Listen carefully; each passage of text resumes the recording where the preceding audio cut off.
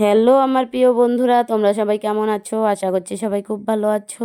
আমিও খুব ভালো আছি। তোমরা যে যেখান থেকে ভিডিওটা দেখছো, ভিডিওটা স্কিপ না করে দেখো, আশা করছি তোমাদের ভালো লাগবে। তারপরে দেখো চারপাশটা একটু তোমাদের সঙ্গে ঘুরে দেখাই, চলো। আর তোমরা যদি এই জায়গাটা আসতে চাও অবশ্যই আসতে পারো। এখানে অনেক দূর দূরান্তর থেকে লোক চলে আসে ঘোরার জন্য, দেখার জন্য। আর জায়গাটা এতটা সুন্দর বলার মতন না। এই বাড়িতে একটা রাধা গোবিন্দ মন্দির আছে, এতটা সুন্দর, আমার তো খুব হ্যাপি লাগে জায়গাটা। আর এখানে দেখো বসার বিশ্রাম ঘরে একটা কৃষ্ণ ঠাকুর মানে গোপাল।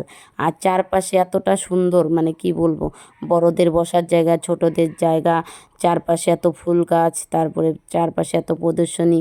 মানে আমার কাছে এই জায়গাটা এতটা হ্যাপি, আমি তোমাদেরকে বলে বোঝাতে পারবো না। আমার কাছে খুবই ভালো লাগে।